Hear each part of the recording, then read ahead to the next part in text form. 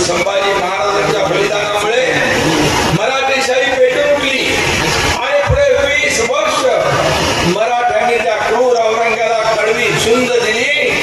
मराठा साम्राज्यापेक्षा 15-20 पटीने मोठा असणारं मोगल साम्राज्य छत्रपती संभाजी महाराजांच्या मावळ्यात त्याला झेरी सांगलं. औरंगजेब 5 लाखांची फौज घेऊन स्वराज्याचा घास घ्यायला उतरला, पण मराठ्यांनी शेवटी औरंगजेबाला इथंच गाडलं. हा पण इतिहास. आपले शंभूराजे अमर झाले, आपलं स्वराज्य अबाधित राहिलं, आपला हिंदू धर्म अखंडित राहिला. म्हणून छत्रपती संभाजी महाराज हे धर्मवीर झाले. हा देखील एक इतिहास. शंभूराजे महाराष्ट्राची अस्मिता, संपूर्ण देशाचं प्रेरणास्थान, स्फूर्तिस्थान आहे. रामगिरी महाराजांनी सांगितले, हे धर्म पर मिटने वाला शेर शिवा का छावा था, महापराक्रमी परम प्रतापी एक ही शंभू राजा था, एक ही शंभू राजा था. असे आपले शंभू राजा अखेरचा श्वास या मातीत घेतला. कडू बुद्रुक येथील महाराजांचे समाधी स्थळ, तुळापूर येथील बलिदान स्थळ यातून पावन तीर्थक्षेत्र आहे.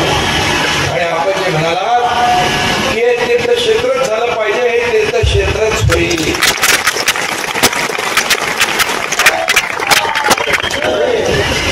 आणि हे बलिदान स्थळ ही आपली तीर्थक्षेत्र आहेत आणि तीर्थक्षेत्रच होती.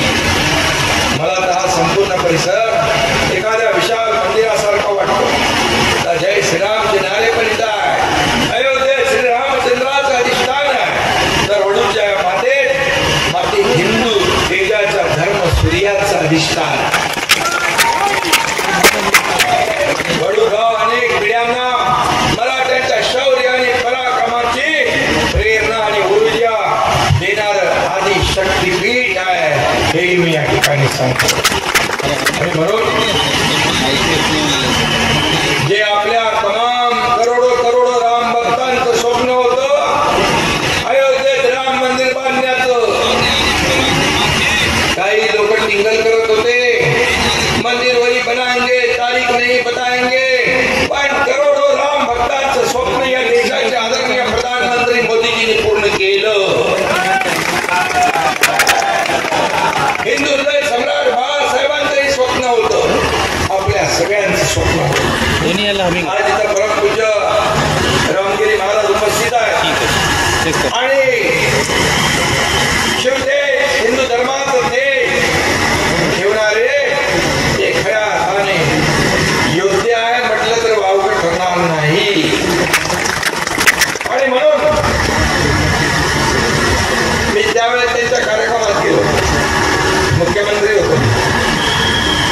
पण जेव्हा कधीही राजनिष्ठा ही धर्मनिष्ठा आणि आध्यात्मिक निष्ठा, ही आध्यात्मिक आणि धार्मिक हे राजनिष्ठेच्या वर असतं. आणि म्हणून मी तेव्हा म्हणालो होतो की महाराष्ट्र ही संतांची भूमी